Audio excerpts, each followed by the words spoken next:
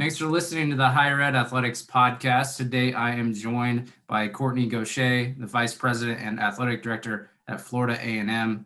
Kortne, thanks for being on the Higher Ed Athletics Podcast. No, I appreciate it and certainly looking forward to it. Well, there were a couple things. As a podcaster, I like to listen to other podcasts. So I wanted to first touch base on a couple things you actually spoke to Timothy Bryson about on the Walk with TFB podcast recently. About to leave Middle Tennessee for a Big Ten job. You have this decision, and then the president AD call you the night before. That sounds like a transformational crossroad in your career that many listening may face at some point if they haven't faced already. Hopefully they made the right decision. I'm sure you can think that you made the right decision, but can you walk us through that experience, a little background, and do you see that as transformational being a good word to represent that point in your life?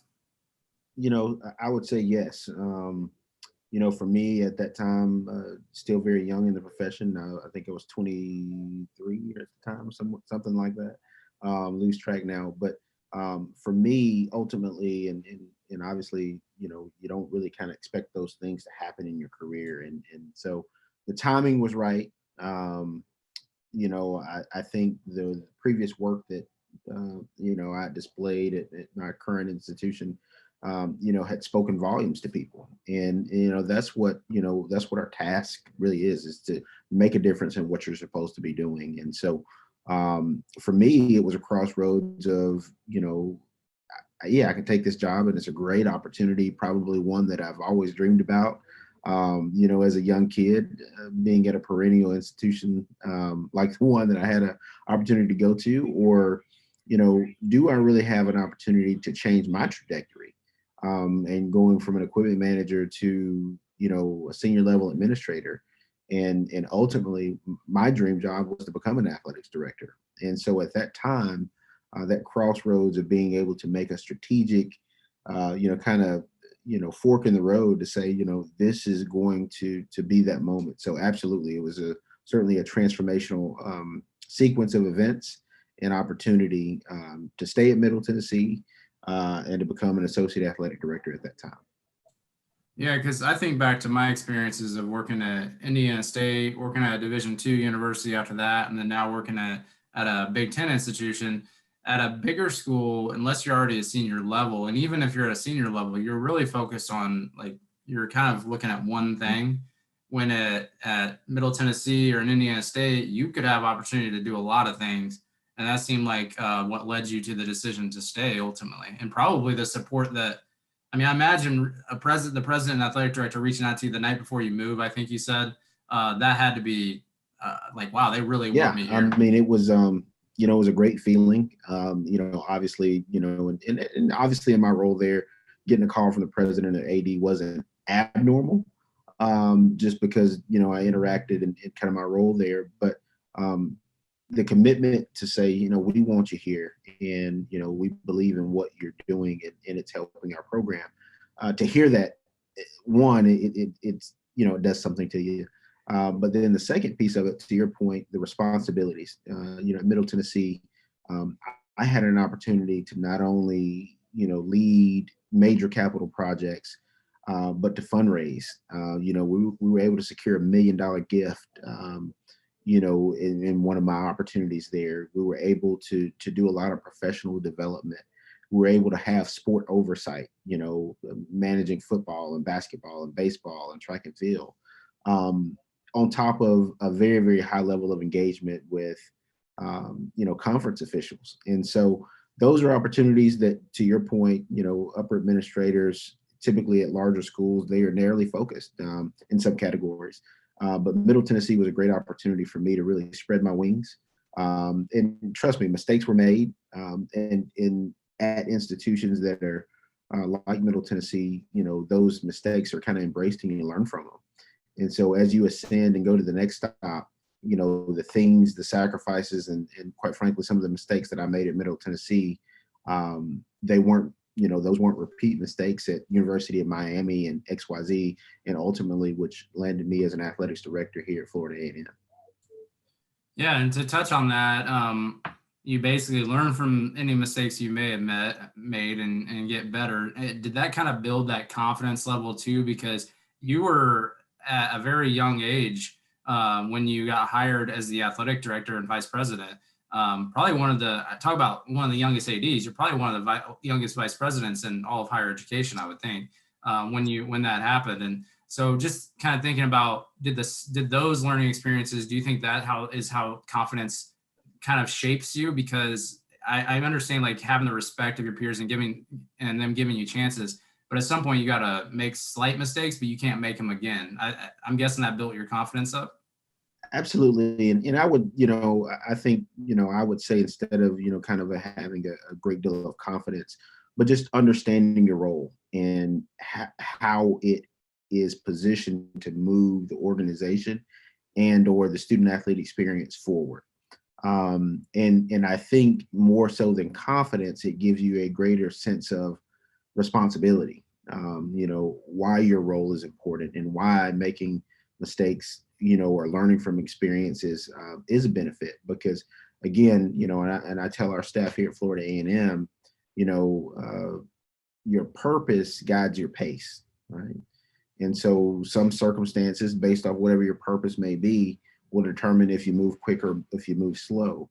At most of my institutions, my purpose was to provide a first-class student athlete experience, was to make sure that when people step foot on their campus or on any campus, that experience was a cut above the rest.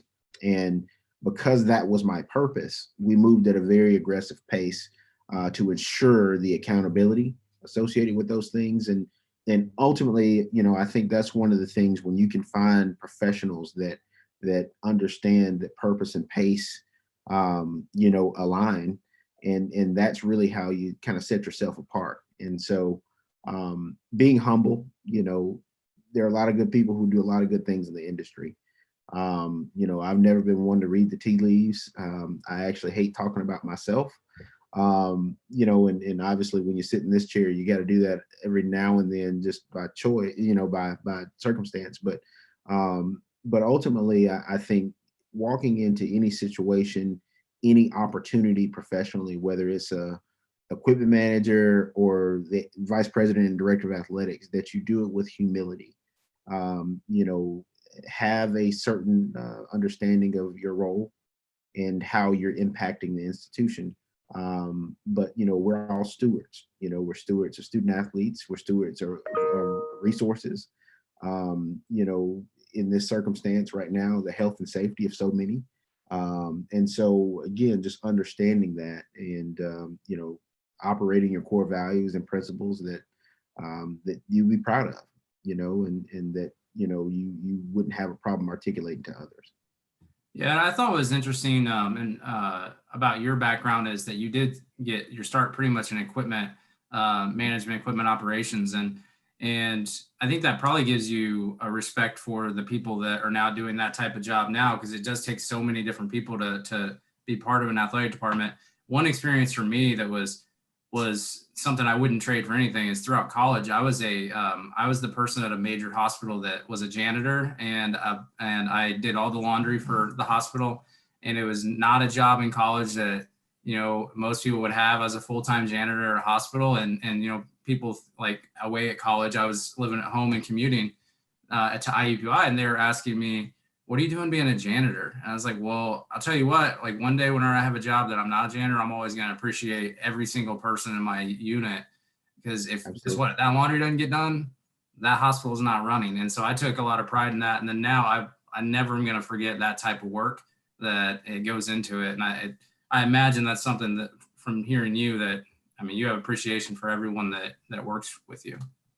Absolutely. And you have to, I think one of the things that I've personally had as an administrator, taken a lot of pride in is again, having a common touch with people. And so regardless of what their position may be in an organization, having a great level of admiration. I've been the guy who's, washed the socks and jocks and, and all those type things. So understanding that value is just as important as, a member on my leadership team, and you treat them as such. But having a common touch with people, I fundamentally believe that if, as a leader, you can instill that type of connectivity. Literally, I'll take a day, and sometimes I go back to the equipment room and I go help those guys do some stuff.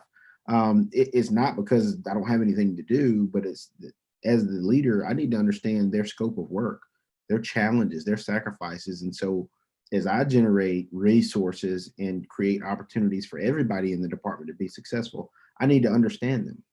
I'll take, 30, 40 minutes out of my day and go to the ticket office. We're asking these people to generate revenue by selling tickets. I need to understand how that process works. And so, again, that's something that, and I'll give a little bit of credit to some of my previous bosses, and especially at Middle Tennessee. That was one of the things that made the place special, is everyone kind of knew what everyone was doing. And there's a couple of things that, people may have worn a couple other hats and all those type of things, but it made the place special. And I certainly think that it certainly creates a culture that people want to be a part of.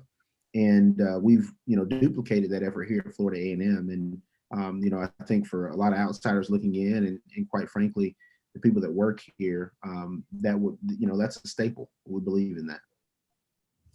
I bet it makes it leading through a pandemic a lot better too, knowing that that you have that respect, and you're all kind of a family unit with that culture too.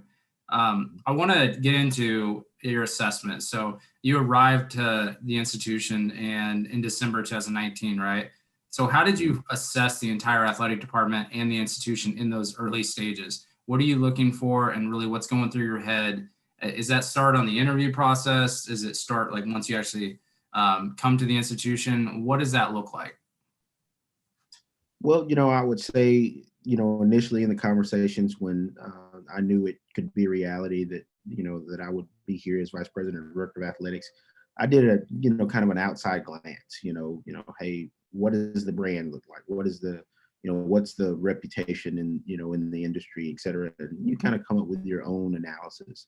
But you can't truly understand what that is until you sit in the chair. And so literally, and everyone talks about, hey, your first 90 days are so critical, because one, you're evaluating employees that you've more than likely never met, understanding their roles, responsibilities, how they're supposed to be integrated into the organization, and if they're, adding value the way that they're supposed to.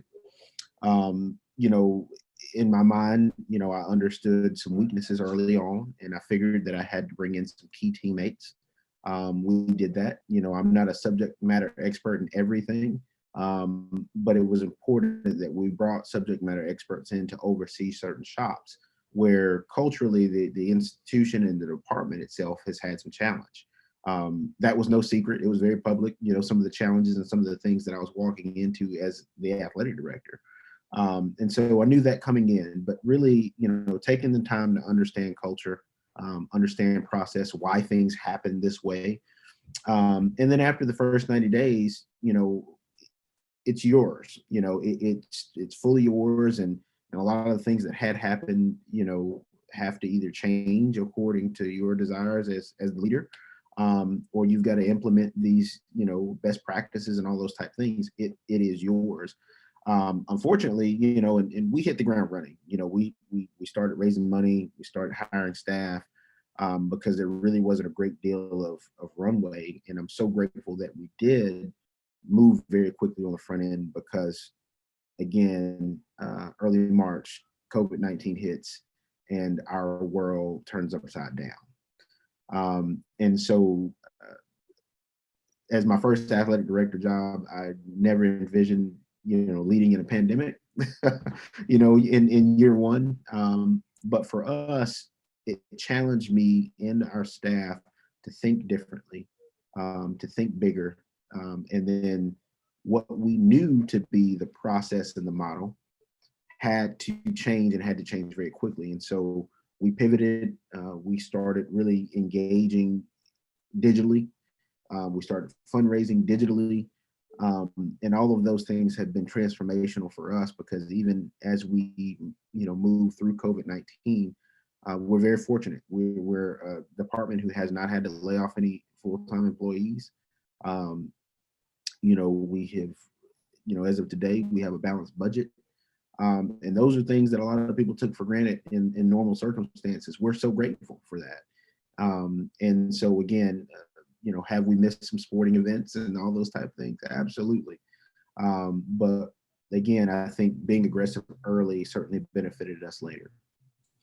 Would you say I'm sure you were doing testing to be able to allow them to be able to do things on campus and practice and everything, but would it have been basically impossible or maybe irresponsible for some institutions to be able to try and afford the amount of and frequency of testing to be able to play sports this year, even if you could? Because it seems like, I've talked to some people at other institutions a similar size, that it's just an astronomical number of dollars that goes into these testings.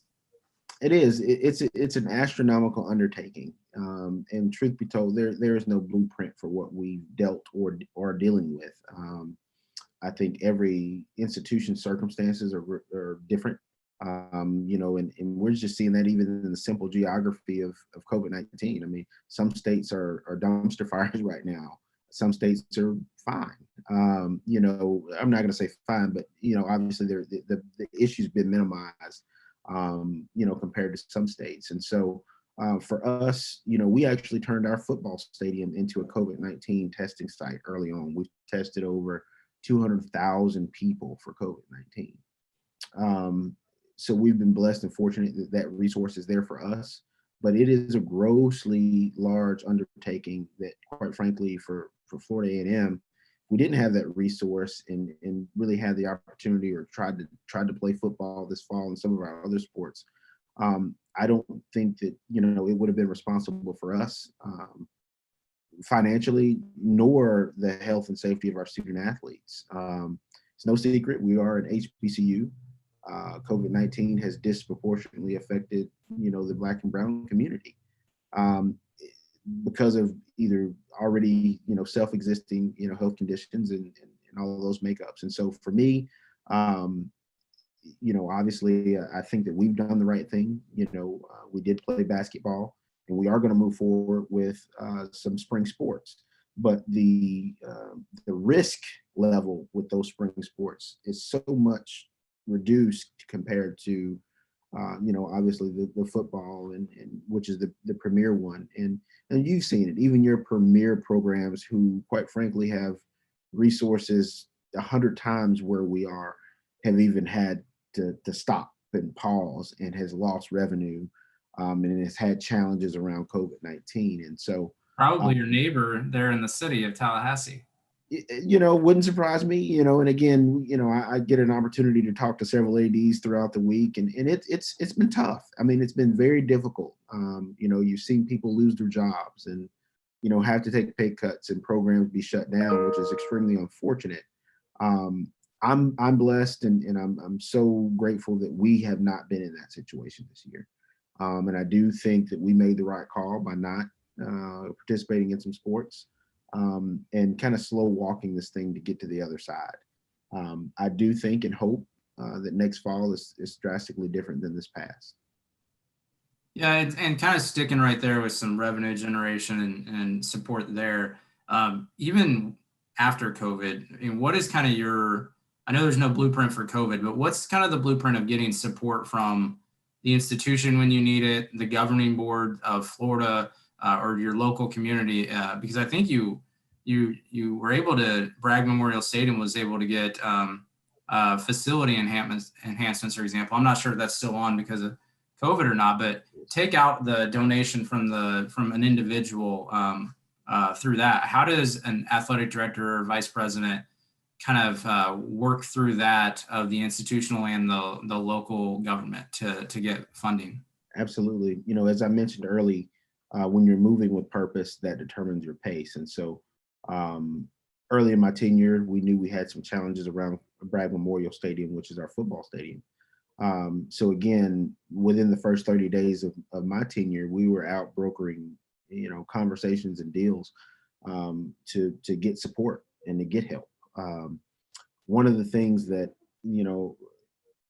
there's a lot of people who are really, supportive of young people, to further their education and to have opportunities like participate in intercollegiate athletics.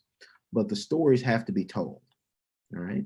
And so again, telling the story, we are the number one public HBCU in the country. We do have first class educational experiences like our School of Business and Industry, our pharmacy school, amongst other programs that again are just transformational. Florida A&M not only develops leaders, but we develop first. We have so many CEOs of Fortune 500 companies, and so that connectivity to athletics just wasn't there. And so, again, we got on a plane and we went and visited some of these people who had never been engaged at the university level for years in some cases. And so, again, those early, aggressive steps to be intentional definitely helped us secure the $10 million grant from the city and county to support, again, really the economic impact that our program gives to the city of Tallahassee. And so, just understanding the economics, understanding the purpose, and then starting to connect with all the players that can help you get there. That's great. And one other thing that I think was probably helped by COVID-19 is the switch to the SWAC. So you're changing conferences, officially moving next academic year. I read about the incredible savings you're going to have on travel costs with the move, and how the university's best interest in mind. So in case some institutions are exploring the conference shakeups that we're starting to see maybe with some news last week, coming out of COVID-19, can you walk me through that evaluation process if an invitation actually presents itself? What are the biggest things you're looking at? Is travel costs? I'm guessing that's a big part of it too, and then rivalries and the experience. But what is maybe your top three things that you're looking at in that if an invitation opens up? Absolutely. So, I would say the number one thing, and this is just a conversation around intercollegiate athletics as a whole, people are looking for ways to save money and generate more revenue. And so for us, as we really evaluated our current conference, which was the MEAC, the geographical footprint was challenging for us because we were the furthest team south, and then had to span as far north as Dover, Delaware, which was a challenge. Especially when you're talking about 16 varsity programs, traveling and having to compete.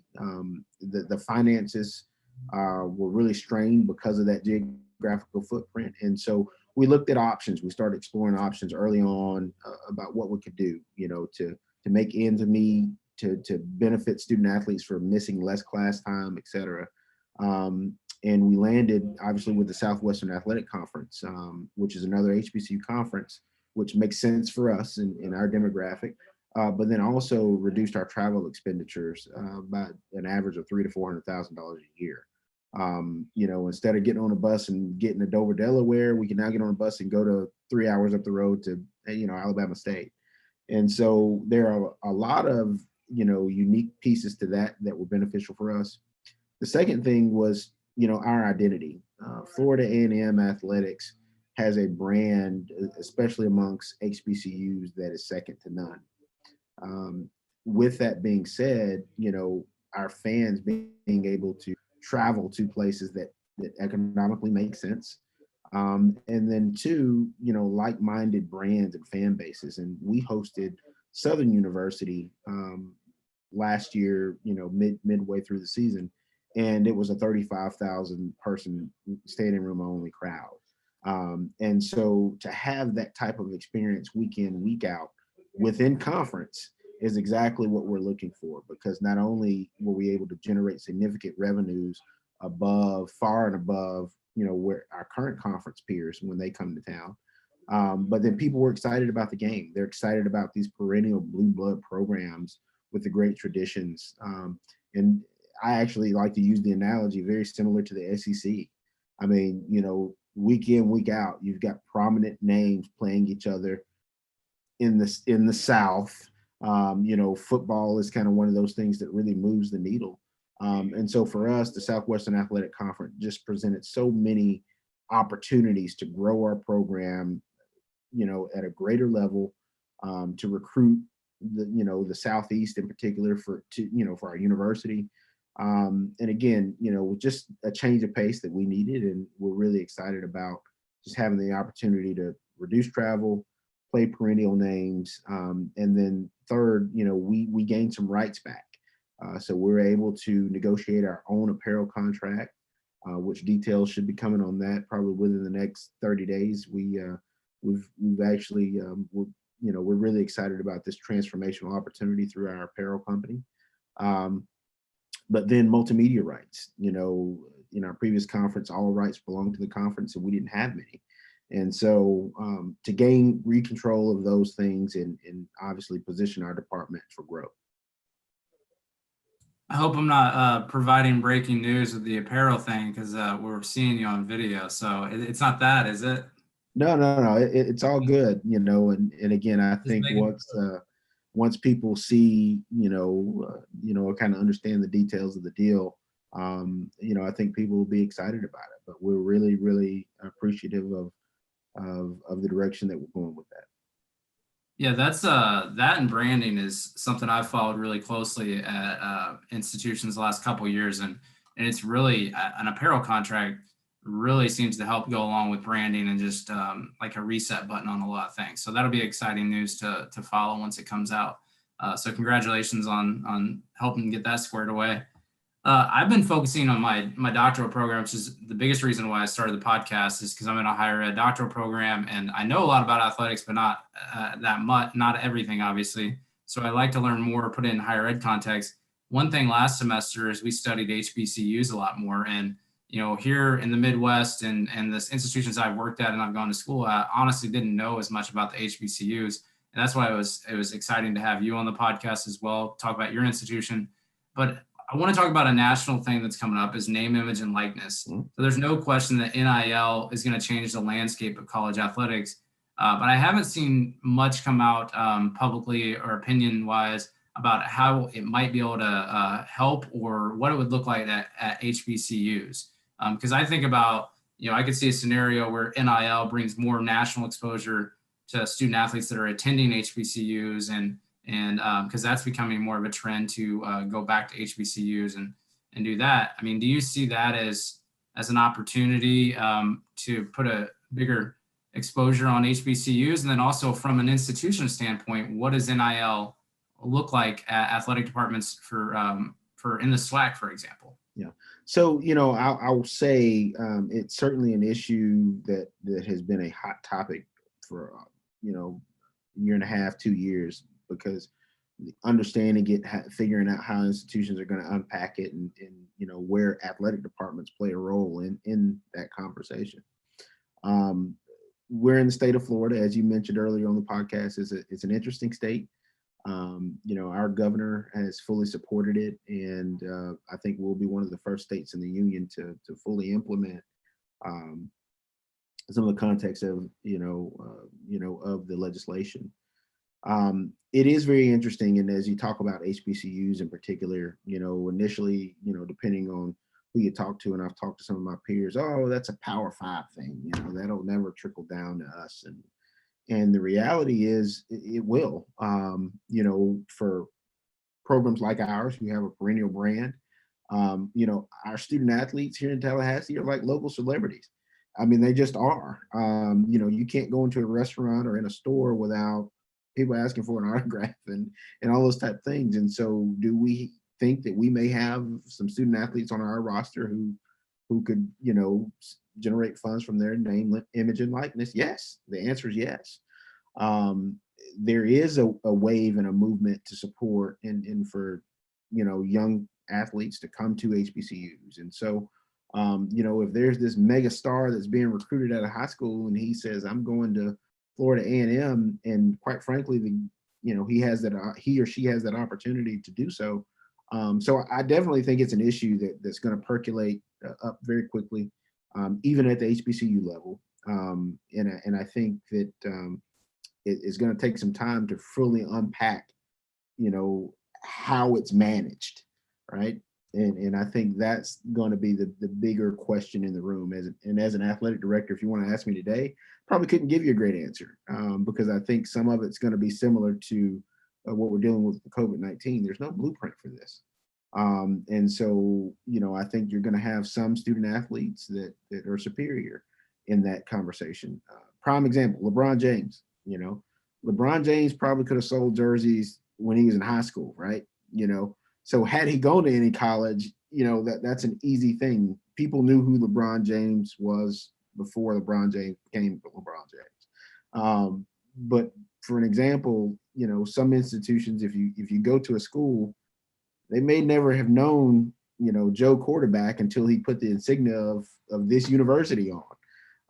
And so, how do you unpack the value of that and who gets what and when? And so it is a very, very complex issue. And again, we actually, I've got a couple meetings in the next couple of weeks to discuss some of those circumstances here at Florida A&M. And so stay tuned is what I would say. Yeah, I know the governor or the state of Florida in general has been ahead of this. Darren Heitner is a lawyer in South Florida that's been a part of it too, that I've followed for years. And I mean, Florida's the next up. If there's not a national thing, the state of Florida, I believe, is still the next one that's gonna, I guess you would say, legalize NIL or make it available. So that'd definitely be interesting. I want to stick with the government part there in Florida, because your undergraduate degree, being a higher ed podcast, I like to kind of look into this type of stuff with everyone. So as a vice president athletic director at a state university in Florida, do you see any transferable skills of what you learned as a political science major that now you're using when you're not talking about athletics, but maybe when you're part of the cabinet or just the leadership team there? Because Florida, whether it's performance funding in higher education, I mean, that is one of the most scrutinized performance funding formulas in all of higher education. But state government can be political, and being at a state public university, I imagine that you and your colleagues have to deal with that. So do you think learning back that might have helped? Great question. And I'll say absolutely. What I've learned, especially on any college campus, there's campus politics. That's kind of your first layer. And that just comes with the territory. Secondly, the state of Florida, we're a part of the #1 university system in the country. And so metrics and technicality is very important to our governing body. And so performance is very important to our governing body. And being the only state HBCU in the state, a lot of eyes are on us about making sure that we meet the metrics and that we excel past them. That's one of the things that makes Florida A&M, in my opinion, a special institution, simply because our graduates are cut above the rest. Our academic rigor, it's challenging. Joe Blow's just not going to get into Florida A&M. It is a very rigorous process. And again, we've been able to meet the mark. We've been a contributing member to our state university system. And again, we're very proud to be a part of the #1 university system in the country.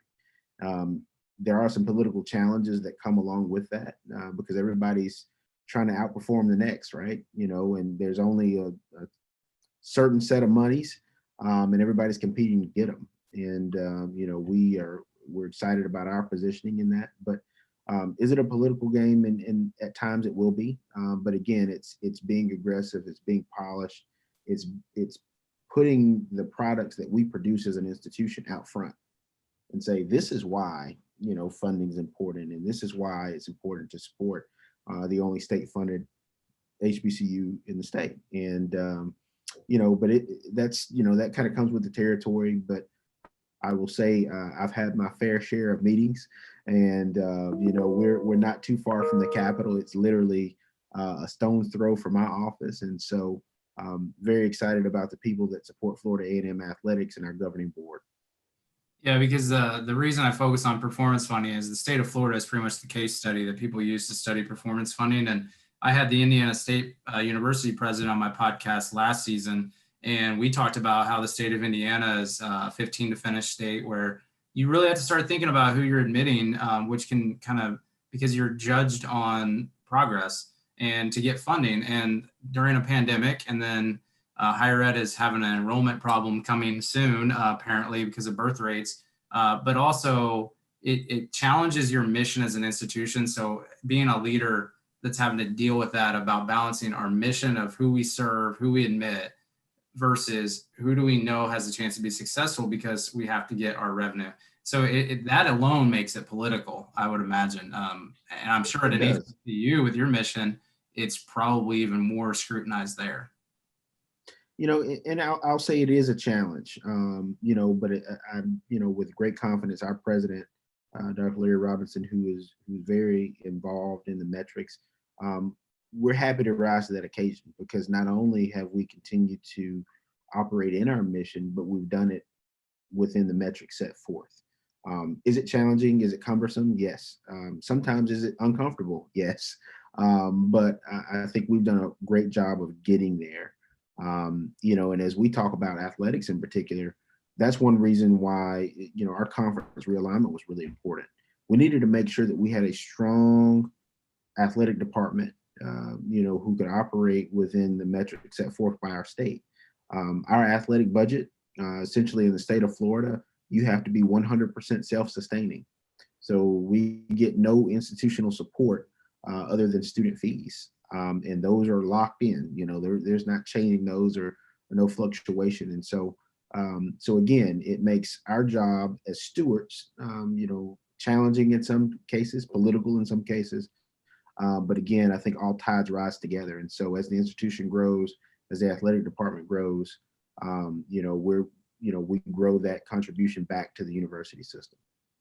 That's interesting about the self-sustaining at your institution. Well, it kind of leads into my final question. I call this one athletics higher education, because I have a lot of listeners from higher ed. I engage with a lot of higher ed folks on Twitter. And one thing I've realized that I get asked a lot, that I've noticed, is they don't necessarily appreciate the whole mantra of athletics is the front porch of a university anymore. And so I'm wondering, how can college athletics benefit an entire institution when I talk to them? Because they are getting sick of that. But I wonder if I still see the benefits that athletics can bring to an institution, obviously. But do you think that is that something you still use as the front porch, or maybe there's another part of the house that we can, after COVID, we say athletics is? Maybe it's a dual front porch or something. I don't know. Well, and just to be frank, I think people, for a lot of people who are in higher education or academicians, I think get frustrated with the notoriety and sometimes the big dollars associated with athletics. The reality around a lot of athletic departments, and us in particular, is, we talked about all tides rising together, and I'll use a couple of my stories at some of my previous institutions. Obviously I came from the University of Miami. Obviously, it's a national name, but it's a national name. When people think the U, they refer automatically to athletics. That's what they know as the U. And so their athletic program has created that national program, or national profile, that now attracts people academically to come and want to go to the University of Miami. My time at Middle Tennessee, I'll never forget, we played Michigan State in the NCAA basketball tournament and busted everybody's brackets. I think we busted like 97% of America's brackets that year. Beat Michigan State. They were number 2 team in the country. We were an 11 seed, and beat them. And our admissions skyrocketed. People applying to the university. We generated over $80 million in media coverage that, quite frankly, the institution would have never been able to afford. And it was all done because of a few minutes of its athletics program. So the revenues associated with that, the opportunities, the national profile that people identify at the university is, quite frankly, attributed to its athletic programs. I'm a political science major. Not too often, probably outside of election years, is our political issues the front page news. Is generally the sports story and all of those type of things. And I think if you can articulate the benefit, the financial benefit to the institution, and show that we can grow academic programs through athletics, that we can, even through our athletic program, provide educational opportunities. When I got here, one of the first departments I went and met with was my school of journalism, right? And so, hey, young people who are looking for hands-on experience, come use athletics as a platform. Run our social media accounts, write on our teams, et cetera, et cetera. And now these are live experiences that you get. Our physical therapy department, hey, we need hands-on athletic trainers. You can get, hands-on credit and curriculum right here on campus without having to look for partners or internships outside of the university. And so it is certainly, something that I personally enjoy explaining to a lot of my colleagues on the academic side of the house, the benefits to athletics. And so, and again, University of Alabama, national name, the profile of that institution has grown drastically, I think, because of its athletic success. And the vast majority of Division I institutions, probably fit that mold. And so I do believe that athletic programs are the front porch of your campus, because they get the eyeballs. They're the unit that really gets the name of the institution out there on a national and grand scale, because of TV, because of media rights and all those type of things. But it also, it gives people an opportunity to do the double click and say, well, let me go look at Florida A&M. Man, they just beat Iowa State. They beat the Big Ten basketball champions. Let me go see what they're about. Let me go donate. Wow, I didn't know they had a world-class pharmacy program. I didn't realize they were part of the #1 university system. And so those things come out through athletics, in so many characteristics. And so I've heard the argument. I hear the argument often. But again, I certainly think that Division I athletics is a strong contributor to any institution's academic model. And, obviously I love to articulate how. Yeah, and I think that if you're self-sustaining for the most part too, it even gives you more of a foot to stand on of saying like, hey, look, we're self-sustaining. Like we're trying to be good stewards of the university. We're trying to expose, and I tell people, if you don't think it's the front porch, go to Google and type in your university name, see what pops up first. It's probably going to say athletics or football or baseball or something like that. And that's just the reality. That's the public looking at an algorithm of Google searches. And so I use that one. I'm not sure, I haven't checked Florida A&M or FAMU. It's probably similar. But I think institutions coming out of COVID are going to have to do what you talked about, is more collaboration on campus to pull each other in and kind of stack resources with experience. There's a couple institutions that are doing that right now that are looking at that, and I'm going to have them on the podcast too. I think about that all the time. That's why branding is really important to me. I think an athletic brand needs to, as closely as possible, fit the institution. And sometimes it's hard to do. But the final thing, I tweeted out that I think we're going to get to a point where sometime, like in Arizona State, they're really big on ASU Online. I think at some point you're going to see a helmet logo at a football game that's an ASU Online helmet logo. That's a collaboration right there that I think that would be great. Is, one day, one game a year, instead of just having flashy logos, we're going to put an institution or a school or a department's logo on our uniforms. It's still the same logo, so I don't think it'd be an NCAA compliance issue. And so I don't know, at IU basketball games, for example, and IU football, we have IU Online posters everywhere. And so it's a good idea. It's a good way, because online is the future, and that's just a way to use athletics. So if Michael Crow, President Crow at Arizona State, listens to this, or anyone at ASU, give me the credit for that. That's a good idea if we see ASU Online football helmets in the next couple of years. No doubt. Well, and you're right. I think that people are really going to get creative, especially in the multimedia space. I mean, just sitting back and watching the national championship game, I can't tell you how many commercials you saw about the two institutions, yep. Ohio State and the programs that they offered. And I think there was, a couple million eyeballs that were watching that on TV. And those are multi-million 30-second spots that they're losing that money by deciding to use it for their own institution. And yeah. So, I mean, it is important. Yep, it is important. So absolutely. Well, Kortne, thanks so much for being on the Higher Ed Athletics podcast. Exciting to keep following you on Twitter and the Rattler strike Twitter emojis. And so I just thank you so much for being on here and talk a little bit about your career and the vision that you all are instilling there in the culture. No doubt. Thank you for having me. If we can ever do anything for you at Florida A&M, please let us know. Don't hesitate to reach out. Thank you.